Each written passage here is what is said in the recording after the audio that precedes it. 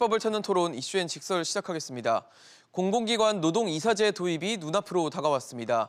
예상했던 대로 노동계는 환영했고 재계는 우려를 나타냈습니다. 노동이사제가 민간으로 확대될 경우 경영권을 침해할 수 있다는 게 재계의 우려인데요. 2022년 노동계의 뜨거운 감자가 된 노동이사제, 어떤 점이 쟁점인지 지금부터 이야기 나눠보겠습니다.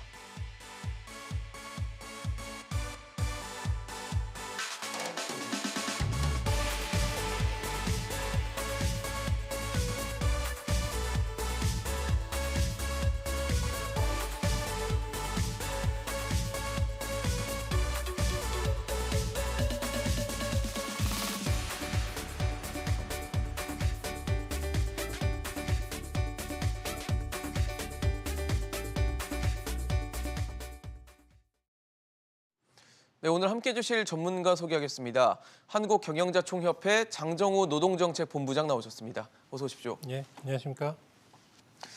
본부장님, 오늘 저희가 다루는 이슈가 공공기관 노동이사제인데, 이 노동이사제 하면은 뭐 요즘에 언론에서 많이 언급이 되긴 하지만 그럼에도 좀 일반 시청자 여러분들은 좀 모르실 수 있기 때문에 이 부분에 대해서 좀 노동이사제 어떤 제도인지 설명을 좀 해주시면 좋을 것 같습니다. 예, 뭐 저희가 일반 기업이나 기관에 보면 중요한 의사를 결정하는 이사회라는 기구가 있는데요. 그렇죠. 이 노동이사제라는 것은 과반수 노동조합이나 근로자의 대표의 추천을 받은 사람이 이사회에 참여해서 이사회에서 활동하는 그런 제도를 말합니다. 우리나라에서는 지금 국회 공공기관에 노동이사제를 도입하는 여러 법안들이 상정이 된 상황에서 네네. 이 법안들이 각각 병합이 되고 대안 논의가 된 끝에 지금은 공기업이나 준정부기관에 한해서 비상임 이사로 근로자 대표나 노동조합의 추천을 받은 사람이 참여할 수 있는 제도가 논의되고 있고요. 네네. 국회 본회의에서 이 법안을 다룰 예정으로 있습니다.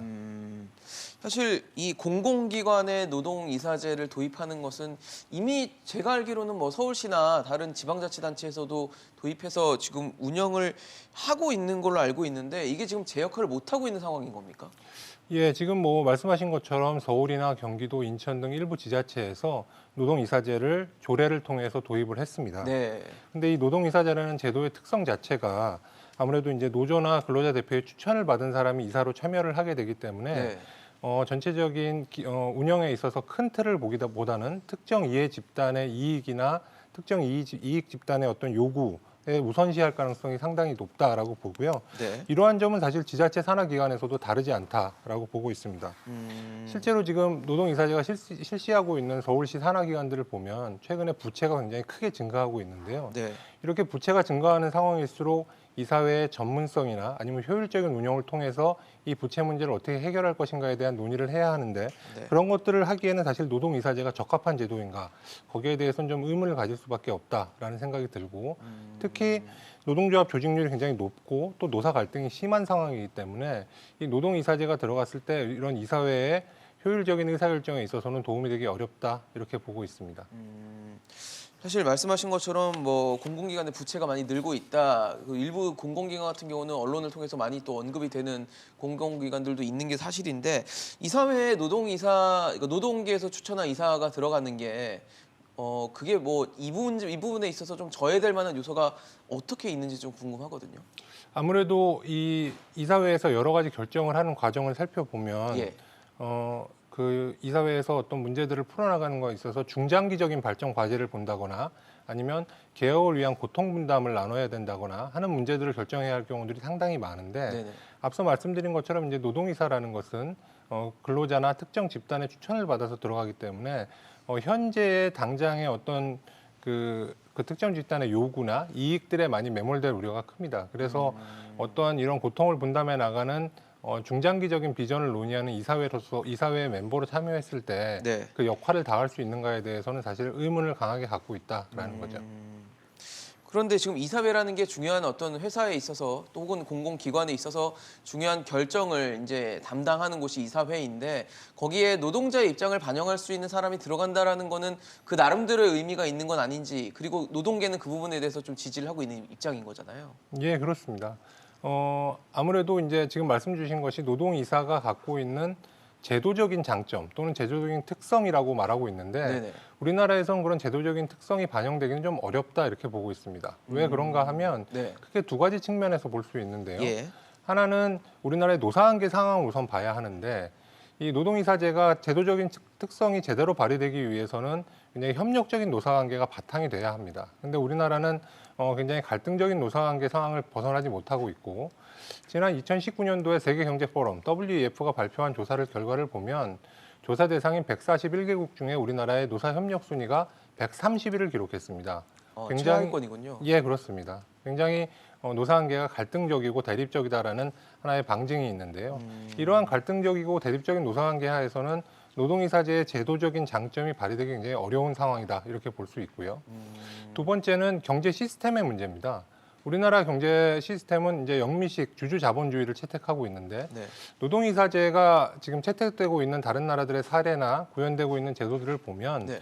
사실은 이해관계자 자본주의를 채택하고 있는 일부 유럽 국가에서 그 역할을 다하고 있고 노동이사제라는 것 자체가 어떻게 보면 이해관계자 자본주의의 하나의 어떤 발현의 모습이다 이렇게 볼 수 있죠. 그래서 우리나라처럼 영미식 주주 자본주의를 채택하고 있는 나라 중에는 이 노동이사제를 도입한 국가는 한 곳도 없습니다. 그래서 이 어떤 경제 시스템과도 부합되지 않는다라고 볼 수 있습니다.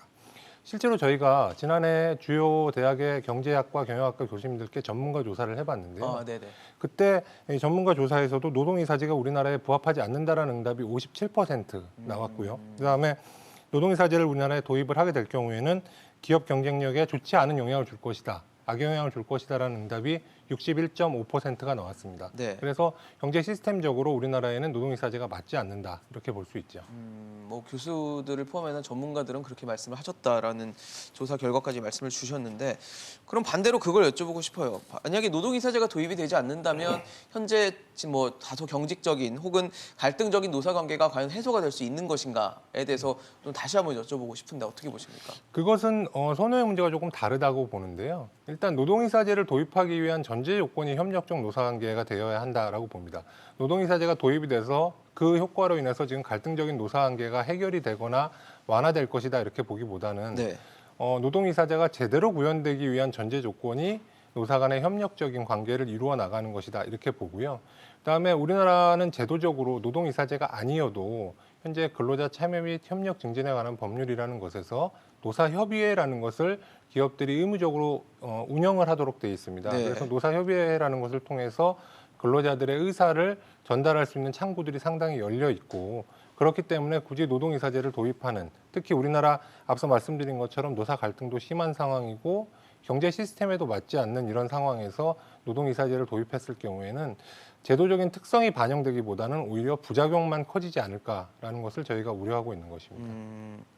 그런 의문도 들어요. 노동이사제 지금 뭐 노동계에서 추천한 이사가 얼마나 들어갈지에 대해서도 얘기가 되겠지만 뭐 한두 명 정도 들어갔을 때 과연 이사회에서 얼마나 영향력을 행사할 수 있을지 그리고 전체적인 대세적인 결정에 그거를 뭐 반대로 돌려놓는다거나 이런 역할을 과연 할 수 있을지에 대해서는 의문이라는 시선도 있는 것 같거든요.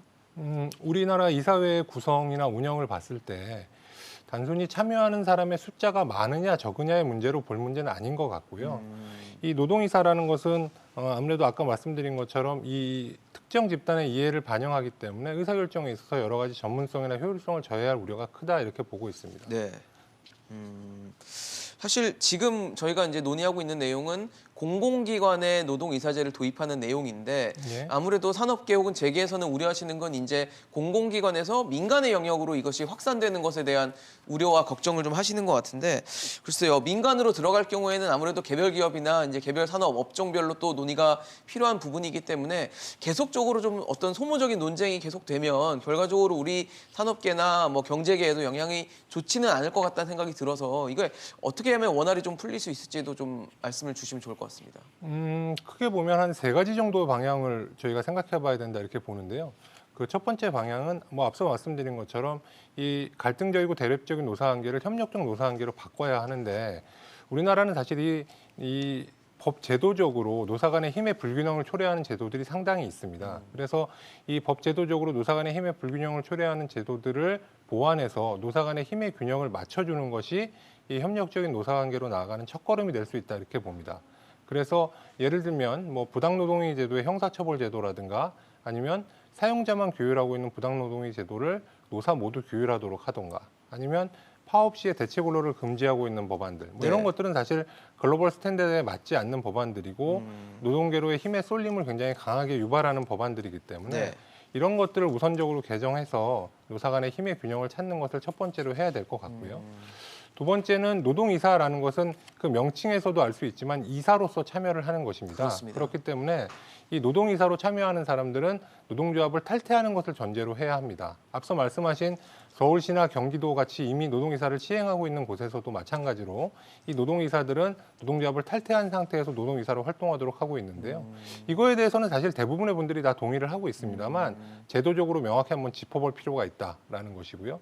마지막으로는 이 우리나라의 지금 노동이사제가 공공기관을 대상으로 해서 도입 논의가 되고 있는데 앞서 말씀드린 것처럼 여러 가지 부작용들이 우려되기 때문에 민간 부분으로는 확대하지 않겠다라는 것을 분명히 선을 긋고 짚고 갈 필요가 있다 이렇게 생각을 합니다.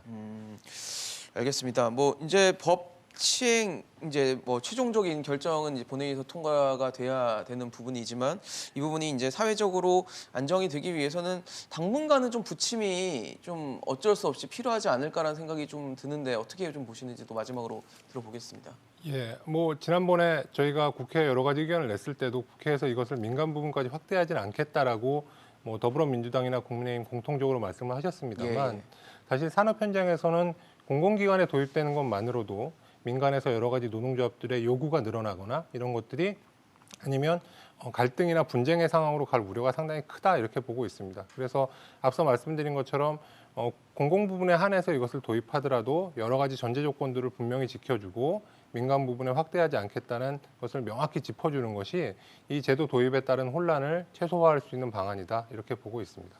알겠습니다. 오늘 말씀 여기까지 듣겠습니다. 지금까지 노동이사제 관련해서 장정우 본부장과 함께 해봤습니다. 오늘 말씀 감사합니다.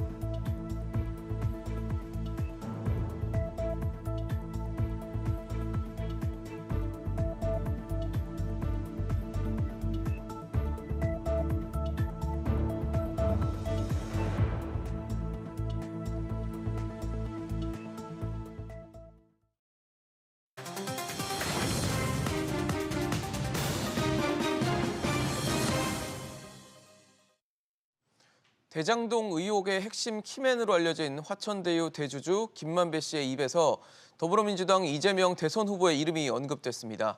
최근 지지율 상승세를 타고 있는 이재명 후보가 또다시 대장동에 발목을 잡히지 않을지 여당에서는 촉각을 곤두세우고 있습니다. 그런가 하면 야당인 국민의힘 윤석열 후보는 이른바 멸공 드라이브 논란에 휩싸여 있습니다. 이 상황 어떻게 되고 있는지 좀 지켜보고요. 이런 가운데 국민의당 안철수 후보의 지지율도 상승세를 보이면서 전체적인 대선 판도가 꿈틀대고 있는 상황입니다. 이제 두 달 앞으로 다가선 대선 관련 이슈들 하나씩 짚어보도록 하겠습니다. 오늘 도울 말씀 주실 두 분 소개하겠습니다. 민주당 선대위 현근택 대변인, 국민의힘 선대위 원일이 대변인 나오셨습니다. 어서 오십시오. 안녕하세요. 안녕하세요. 최근에 가장 또 큰 뜨거운 이슈가 돼버린 대장동 이슈부터 좀 체크를 해보겠습니다.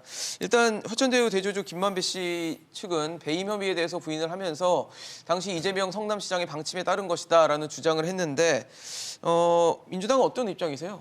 기본적으로 뭐 마치 이거를 이재명 시장이 뭐 개인적으로 따로 지침을 내린 것처럼 이제 그렇게 이제 보도가 되는데 저는 그건 아마 정정 보도라든지 법적 조치는 취할 거고요. 네네. 그게 아니라 성남시 당초 방침이 있었습니다. 한마디로 얘기하면 초과 이익을 최대한 확보하는 방식.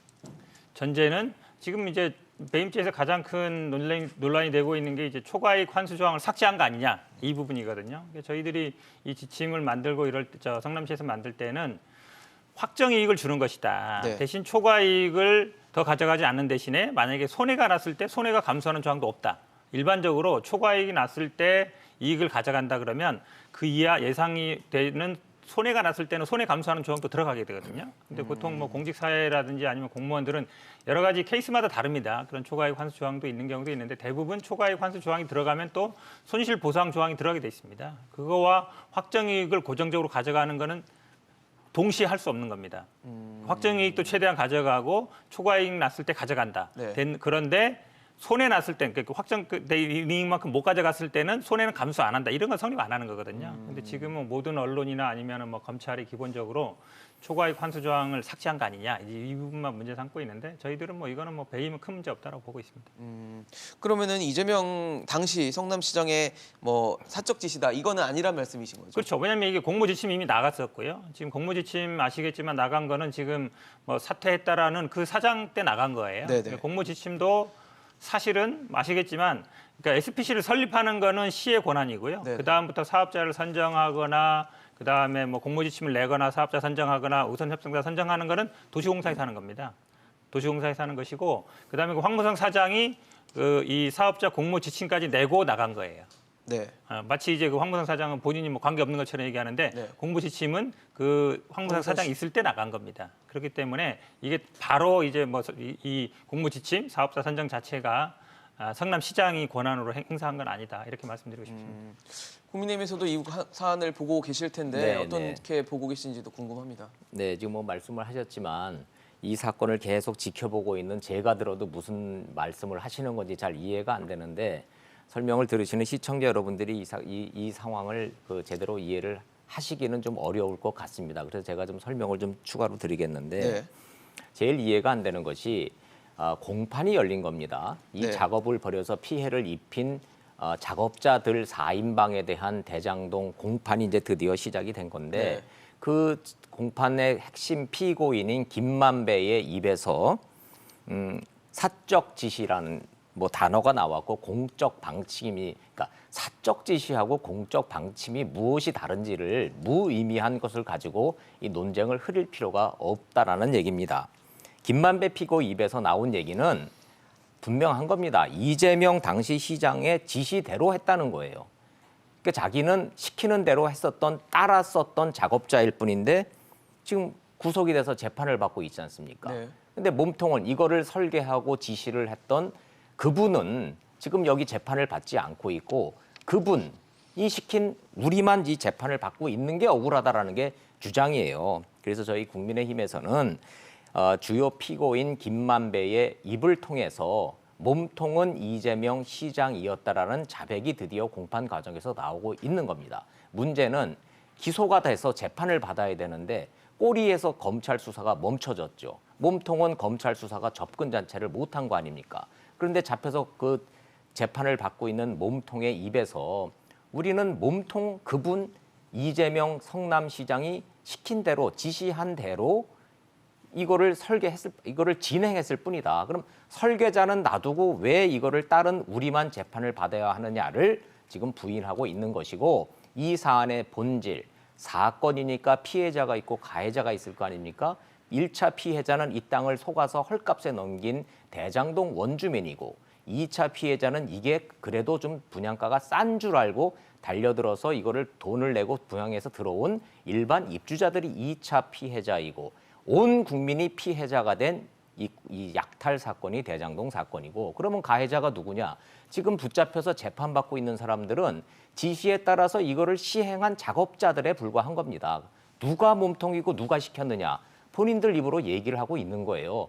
몸통은 이재명 시장이었고 그 이재명 시장이 지시한 대로 방침을 따랐을 것이다. 이제 와서 사적으로 지시했으면 뭐가 달라지고 공적인 방침이면 뭐가 달라집니까? 언론 보도는 하나도 잘못된 게 없습니다. 이 진실이 공판을 통해서 주요 피고인들의 입을 통해서 하나하나 드러나고 있는 과정이 드디어 시작된 겁니다. 반박을 안 할 수가 없는데요. 네. 사적 지시라는 거는 몰래 하는 거죠. 개인적으로. 공적 지시라는 건 공모로 하는 겁니다. 서류로 남습니다. 다 남아 있어요. 지금도 공모 지침 다 남아 있고요. 이게 저는 왜 배임이 안 되냐 그럼 저희들은 계속 주장해 온 겁니다. 예를 들어서 이런 거죠. 만약에 건물주하고 요리사가 동업을 해서 만약에 식당을 한다 쳐요. 네. 예상 수입이 1,000만 원 예상됐습니다. 그리고 요리사는 나는 집에 어려우니까 고정 수입으로 700만 원 줘라. 무조건 700만 원 가져가겠다는 거예요. 수익이 얼마 됐든지 상관없이. 근데 예상보다 수입이 1,000만 원 이상 난 거예요. 예를 들어 1,400 났다. 지금 이런 상황이거든요. 그래서 요리사 한 700만 원 가져갔습니다. 근데 건물주가 지금 700을 가져가게 된 상황이에요.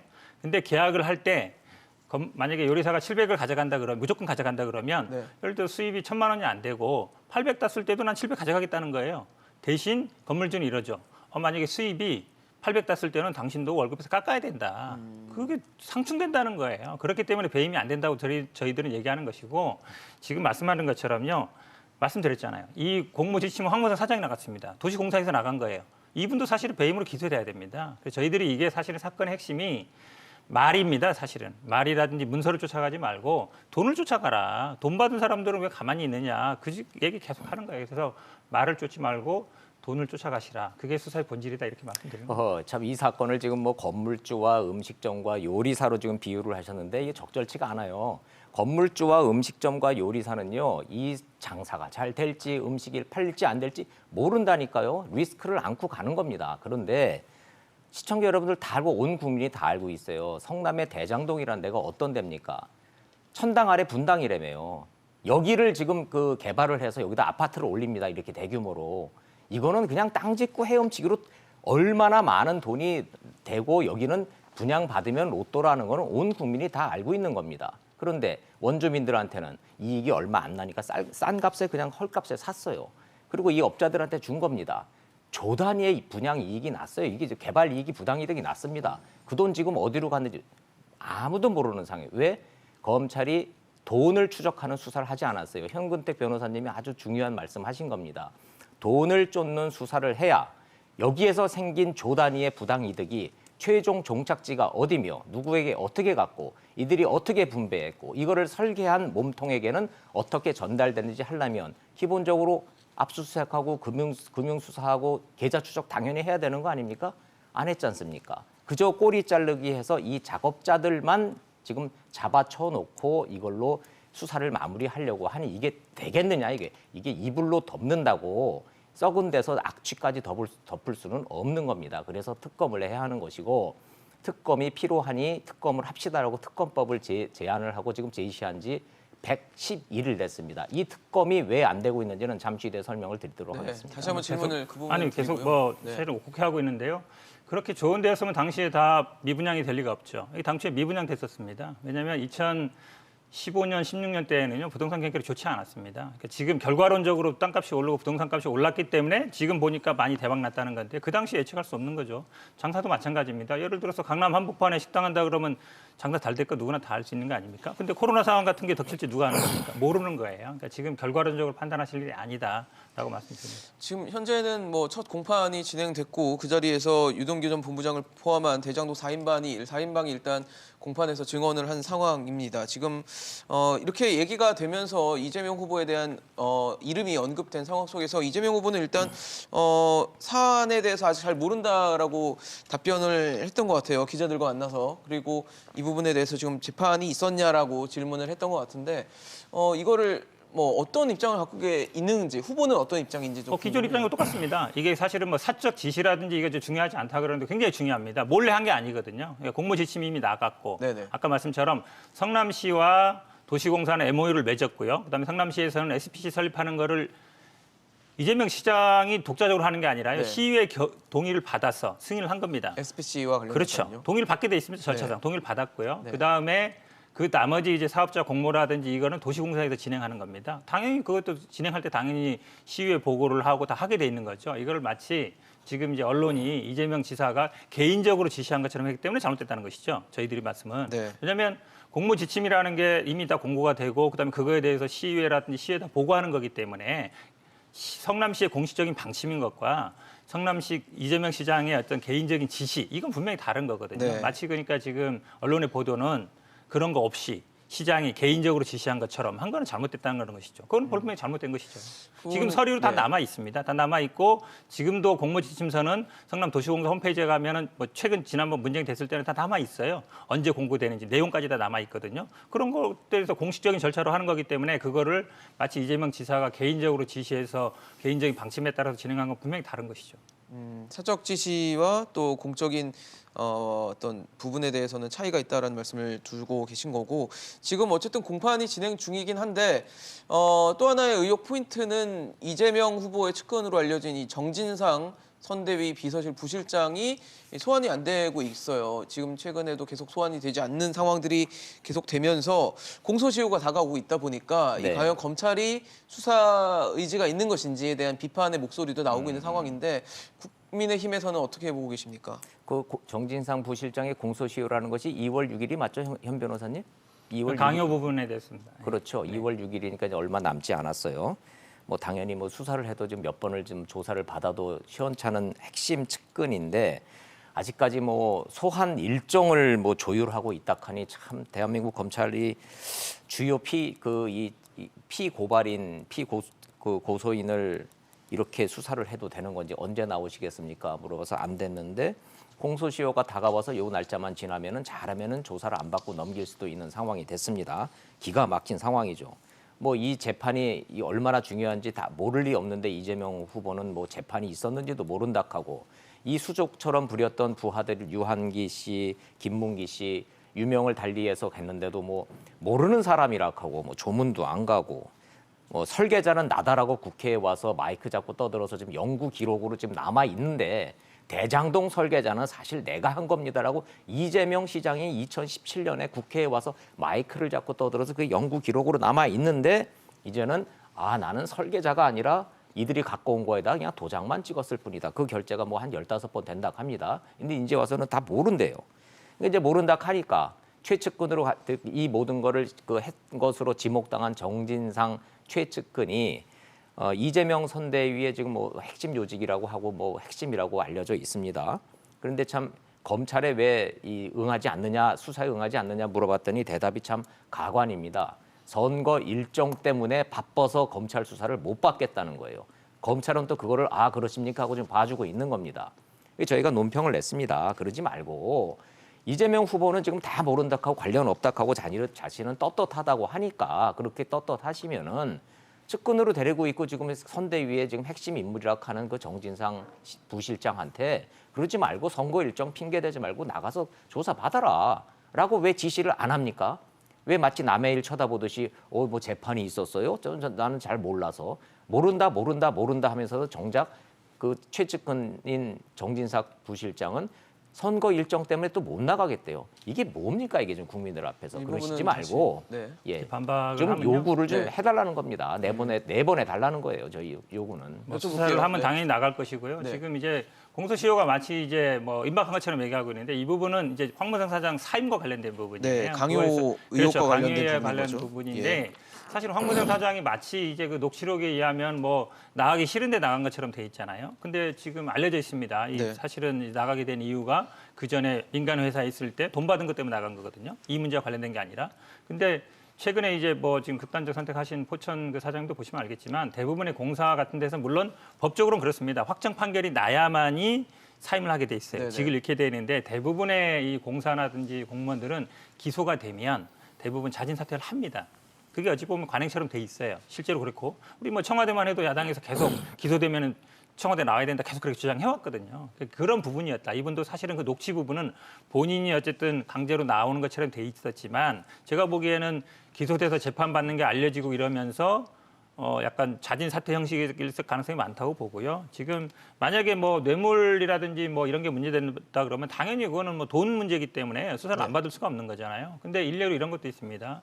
지금 김건희 씨 같은 경우에도 주가 투자에 대해서 주가 조작에 대해서 지금 10억과 지금 주식 뭐 8만 주를 댔다라는 거 이미 증거로도 나온 거잖아요. 그런데도 불구하고 지금 소환 조사도 안 하고 있거든요. 소환 조사 한다는 얘기가 지금 몇 달째 계속 나오고 있는 겁니다. 이것도 공소시효 거의 끝나고 있습니다. 그렇게 본다 그러면 이게 검찰이 저는 뭐 눈치 보게 할 필요 없다. 원칙대로 수사하는 게 맞다라고 보고 있습니다. 그런데 사실 그걸 좀 여쭤보고 싶은 거예요. 지금 검찰에서 어쨌든 이 대장동 의혹에 대해서 좀 투명하게 했으면 좋겠다라는 거는 아마 민주당에서도 같은 맞습니다. 입장이실 예. 겁니다. 돈을 쫓아가라는 얘기예요, 네, 근데. 모든 게 다 드러났으면 좋겠다라는 생각을 갖고 계시다면 정진상 부실장이 나오셔서 소환에 응하셔서 조사를 받고 뭔가를 공개해 주시면 조금 더 수사에도 좀 진척이 있을 수 있는 부분이 있지 않을까라는 거거든요. 근데 이제 공개 수사 부분은 저는 좀 다르게 봅니다. 왜냐하면 수사라는 건 기본적으로 저는 김건희 씨도 마찬가지로 공개 소환하거나 공개 수사하는 거는 저는 찬성하지 않습니다. 왜냐하면 인권의 문제이기 때문에 예를 들어 정치인 본인들의 문제인 경우에는 언론이 그래도 알 권리 이런 부분이 있을 수 네. 있지만 직접 당사자가 아닌 경우에는 공개 네. 소환할 필요는 없다고 보고요. 저는 소환 조사에 응할 거라고 보고 있습니다. 조사를 아마 받을 거라고 네. 보고 있고. 근데 그런 부분들이 그러니까 지금 말씀처럼 저는 계속 말씀드리는 게 돈을 쫓으라는 얘기예요. 만약에 정진상 실장이 돈 받은 게 있으면 당연히 해야 되죠. 저희도 특검 얘기하면서도 왜 곽상도 50억 클럽, 박영수 100억 이런 건 왜 수사를 안 하고 있느냐. 본질은 돈이거든요. 지금 3명이 구속되고 1명 이런 분들도 대부분 구속된 게 배임으로 있지만 배임은 명확하지 않아요. 대부분 돈 받은 거 뇌물혐의 이걸로 구속된 거거든요. 그러면 돈 부분 쫓아가면 되는 겁니다. 근데 저는 오히려 이 사건의 수사를 자꾸 무슨 초과이익 환수 배임 부분으로 포커스를 맞추고 있는데 결국은 이재명 시장과 관련된 게 아니냐는 부분이잖아요. 그러니까 국민의힘에서 계속 이게 이게 대선 자금으로 쓸 것이다, 돈이 나갔을 거다 하는 거기 때문에 그럼 돈 부분을 수사하라. 그걸로 특검하자고 저희도 계속 주장하고 있는 겁니다. 지금 오늘 이제 현 예. 변호사님 덕분에 제가 많은 거를 좀 배웁니다. 이 사건의 본질이 돈을 추적해야 된다는 거, 이거 아주 핵심적인 얘기예요. 맞는 얘기입니다. 저희가 설명을 드리는 거는 이 이제 돈이라는 게 결국은 대장동을 통해서 조 단위의 부당이익이 발생한 거 아닙니까? 이거는 국민들한테 돌아가야 될 돈이 누군가에게 간 거예요. 조 단위로. 이 조라는 돈이 얼마나 큰 돈인지는 설명드리지 않도록 하겠습니다. 그럼 그 절도 행위가 벌어졌어요. 절도 행위. 그 절도 행위를 추적하기 위해서 추적 수사가 반드시 필요한 것이 맞는 얘기고 당연한 얘기인 것이고 지금 현 변호사님께서 말씀하신 누가 50억 받고 누가 50억 받고 누가 50억 받았으니까 그 돈 수사를 해야 된다. 그거는 작물에 대한 수사고 별개의 얘기인 거죠. 이 돈이 어디로 갔고 어떻게 만들어졌고 누구한테 흘러 들어가야 됐든 절도 행위에 대한 돈 수사를 해야 되는 건 너무나 당연한 얘기고 거기서 곁가지에서 나왔던 누가 50억 받고 누가 50억 받고 해서 그들이 뭘 했던 거는 작물에 대한 수사기 때문에 돈 수사를 가지고 이거를 혼란에 빠뜨리면 안 됩니다. 본질은 그게 아닌 거죠. 그럼 결국은 이 돈 수사의 목적지가 뭡니까? 대장동 몸통이 누구이고 대장동 몸통이 그분이다라고 생각하십니까? 아닙니까? 국민 여론조사 한번 한 적이 있지 않습니까? 제 기억에 국민의 70% 이상이 대장동 몸통은 그분이다라고 생각하고 계신다며요. 그러면 그거를 수사를 해야 되는 거죠, 검찰이. 안 했지 않습니까? 그러니까 특검해야죠.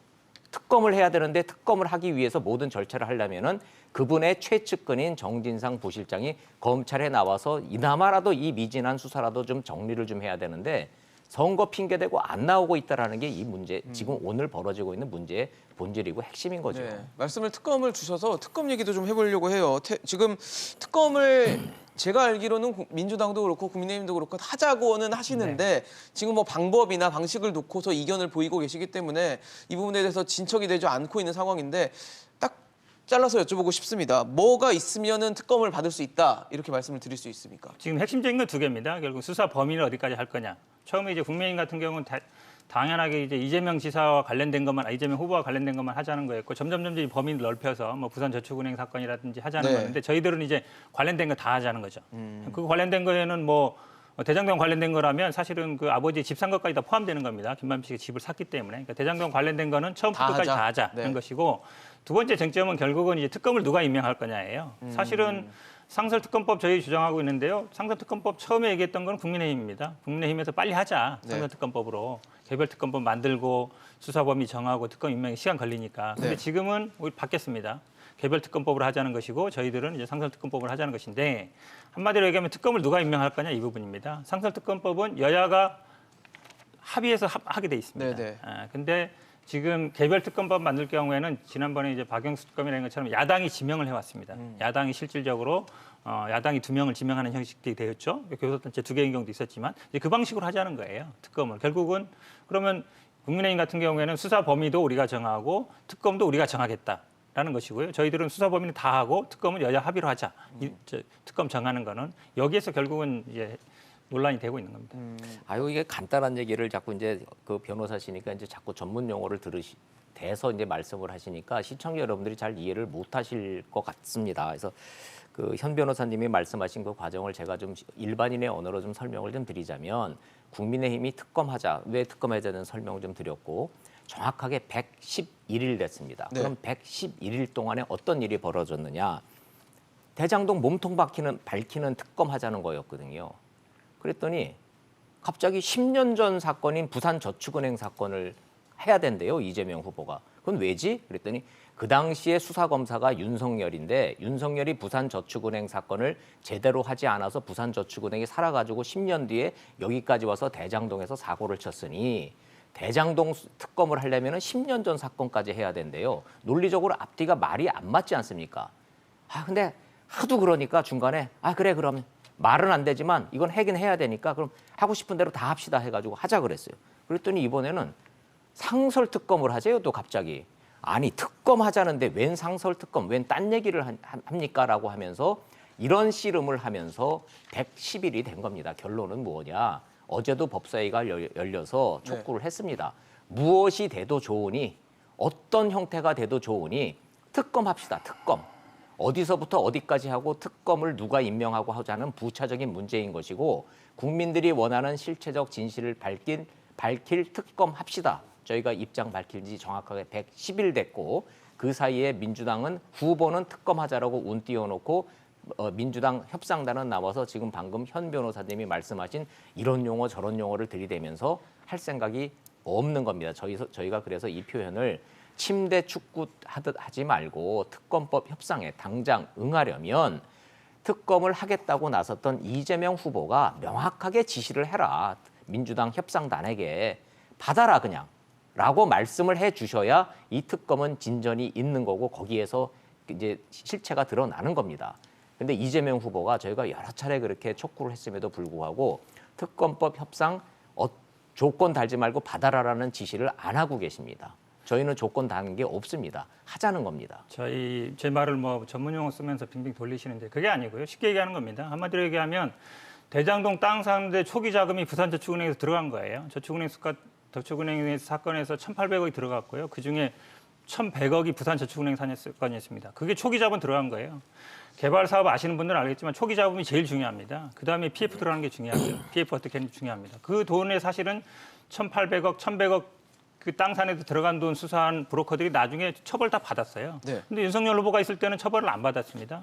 박영수 특검이 어쨌든 그때 변호를 했다는 거기 때문에 당연히 중요한 문제가 되는 것이고 저희들은 그러면 야당이 딴 거 필요 없어요. 그럼 상설특검법에 처음에 주장했거든요. 그대로 그냥 하자고 얘기하면 돼요. 근데 그렇게 얘기 안 하고 본인들이 원하는 특검대로 하자 때문에 안 되는 거거든요. 저는 그럼 지금이라도 상설특검법대로 하겠다라고 한마디만 하시면 해결되는 문제입니다. 상설특검법대로 해도 됩니까? 아니요. 상설특검은 이 사안의 본질과 아무 상관이 없는 거죠. 먼저 그렇게 상설특검이라는 주장하셨었어요. 게 뭐예요? 그냥 상설로 특검을 만들어 놓고 사건이 터질 때마다 그냥 하겠다는 게 담당을 상설특검 하게끔. 아닙니까? 이거는 범위가 특정이 될 수가 없습니다. 지금 국민들이 원하는 게 상설특검입니까?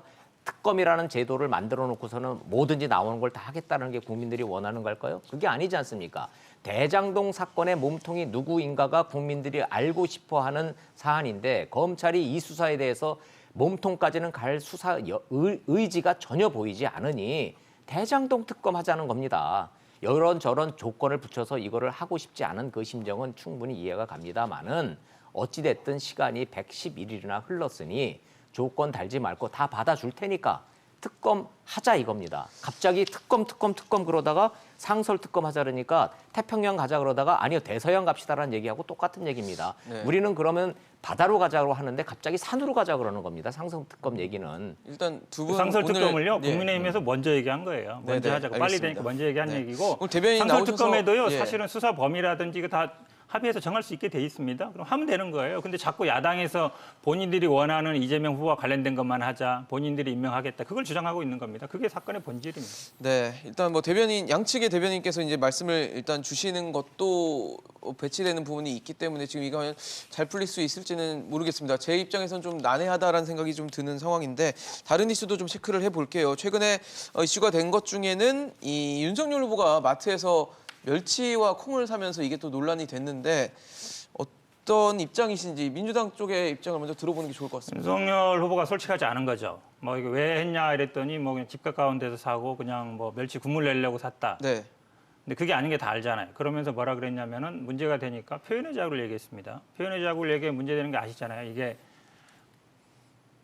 달걀, 네. 파 사면서 그게 결국은 이제 문파를 얘기한다. 문재인 대통령을 지칭하는 거 아니냐. 의혹이 있고요. 네네. 또 멸치, 콩을 얘기하면은 뭐 멸공 얘기한 거 아니냐. 네네. 정영진 부회장이 얘기한 거에 동조하는 거 아니냐라는 게 누가 봐도 그렇거든요. 예를 들어서 그냥 국물 내고 그냥 콩국수 먹는 거라면 뭐하러 표현의 자유를 얘기할 필요가 없는 거예요. 근데 표현의 자유를 언급하는 것 자체가 본인이 제가 보기에 멸공이라든지 문파 멸공을 얘기하는 게 뭐가 문제냐 이 얘기 하고 싶은 거거든요. 그러니까 솔직하지 못하다 싶고요. 지금 사실은 또 보면은 뭐 집 가까운 데도 아닙니다. 좀 멀리 있는 걸로 알고 있거든요. 집 앞에 집 지하에도 바로 이제 마트가 있는데 빠른 데 가서 더구나 이렇게 영상을 찍고 사진을 공개할 정도면 당연히 의도적인 게 있는 거거든요. 그래서 저는 이 정영진 부회장의 멸공 네. 이거에 대한 동조한 거다. 저는 이 부분이 좀 위험하다고 봅니다. 그래서 네. 본인들도 아마 제가 보기에 선대위 차원에서는 계속 하지는 않을 것 같아요. 좋은 거 있으면 계속 하겠죠, 당연히. 표현의 자유 말씀 주셨어요. 근데 저는 좀 어리둥절합니다. 이제 뭐 마트에 갔어요 후보가 뭐 자주 간다고 하고 그래서 거기서 이제 멸치하고 콩을 뭐 샀답니다. 뭐 비공개로 갔으니까 뭐 저희도 뭐 알 도리는 없는 거고.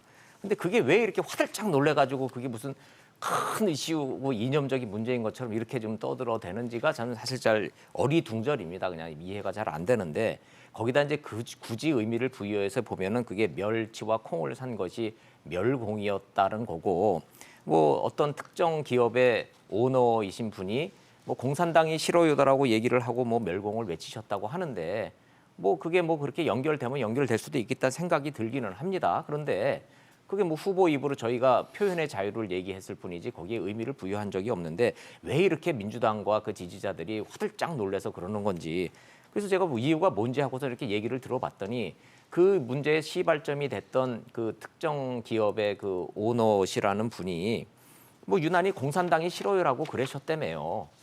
뭐 공산당이 싫으니까 싫다고 그러셨겠죠. 뭐 대한민국에서 뭐 공산당이 좋다라고 그럴 사람이 뭐 있겠습니까? 저는 이제 이거를 가지고 화들짝 놀란 민주당도 이재명 후보도 그렇다고 뭐 우리가 공산당이 좋은데 공산당 싫다고 한 사람이 싫어요 이러지는 않았을 거라고 생각을 합니다. 그래서 뭐 그냥 별 의미 없이 한 거를 가지고 거기다 지나치게 정치적 의미를 부여해서 이렇게 화들짝 놀라시는 거는 뭐 왜 그러시는지 화들짝 놀라시니 제가 어리둥절합니다. 알겠습니다. 일단 그리고 지지율 얘기도 좀 해볼게요. 네. 지지율 최근에 이재명 후보 지지율이 그래도 윤석열 후보보다 높게 형성되고 있는 상황 속에서 안철수 후보의 지지율이 상당히 많이 올라온 상황입니다. 이거를 아무래도 양측에서 어떻게 보고 계신지 참 궁금한데 어떠세요? 지금 지지율 15%까지도 쫓아온 상황이거든요. 저희들은 뭐 최악의 상황을 대비해야 되기 때문에 당연히 단일화는 될 수밖에 없다. 막판이든 이재명 뭐 후보와 안철수 후보의 시기적으로는 단일화를 그렇죠. 말씀하시는 윤석열 후보. 윤석열 후보와? 그렇죠. 왜 그러냐면 사실은 이제 2등, 3등 후보 간의 단일화해서 1등을 넘어설 수 있을 경우에 당연히 단일화 이유가 있는 거거든요. 그렇겠죠. 근데 지금 어쨌든 그런 구도로 가고 있고 사실은 뭐 시기는 모르겠습니다. 뭐 우리가 뭐 단일화 얘기할 때마다 선거 직전 이게 한마디로 얘기하면 투표용지 찍는 전날까지만 하면 된다는 게 기본적인 성격이기 때문에 지금 뭐 어쨌든 양쪽에서 다들 뭐 본인의 지지를 올려야 되기 때문에 네네. 단일화 안 한다고 있지만 물밑에서는 분명히 얘기가 있을 걸로 보고 있고 아마 선거에 가장 중요한 변수가 될 거다라고 보고 있어서 저희들은 이 단일화가 과연 그냥 선거 승리만을 위한 단일화인지 아니면 과거에 뭐 안철수 후보가 워낙 단일화를 많이 했었잖아요. 네네. 그러다 보니까 단일화에 대한 필요감도 있습니다. 모르는 분도 있겠지만 결국은 나눠 먹기 아니냐, 자리 싸움 아니냐, 정치 공학적인 게 아니냐 이제 그런 어떤 염려를 하고 있습니다. 안철수 후보는 일단 지금 아직은 완주 의지를 계속 불태우고 있는 상황인데 지금 말씀해 주시기로는 단일화 가능성에 대해서 언급을 주셨거든요. 지금 국민의힘 내부 분위기는 어떻습니까? 뭐 선거가 57일이나 남았는데 단일화 문제는 국민의 질문 그대로만 제가 답변을 드리면은 네. 국민의힘 내부에서 단일화에 대해서 논의를 한 적은 직접적이든 간접적이든 외부적이든 내부적이든 없습니다. 57일 동안 저희는 국민만 쳐다보고 국민이 원하시는 게 뭔지 낮은 자세로 국민을 쳐다보면서 뚜벅뚜벅 갈 뿐이고 여론조사 추이라는 것도 보면은 하루 다르고 이틀 다르고 그 어제 다르고 지난주 다르고 또 그런 거를 눈으로 좀 확인을 하고 있습니다. 이 여론조사 수치의 어떤 하나하나에 일희일비하지 않고 저희는 저희 갈 길을 갈 것이다. 이렇게 지금 입장은 저희는 그렇게 하고 있고 다른 생각하고 있지 않습니다. 알겠습니다. 사실 대선이 2달도 채 남지 않은 상황 속에서 각종 정책이나 비전보다는 좀 의혹들이 많이 좀 덮고 있지 않나라는 생각이 듭니다. 이걸 보고 계시는 국민들의 생각은 어떤지 그 부분도 좀 유념해 주시면서 앞으로 선거 활동 이어주시기를 기대하겠습니다. 오늘 현근택 대변인, 원일이 대변인과 함께했습니다. 이슈앤직설 오늘 준비한 소식은 여기까지입니다. 지금까지 시청해주신 여러분 고맙습니다.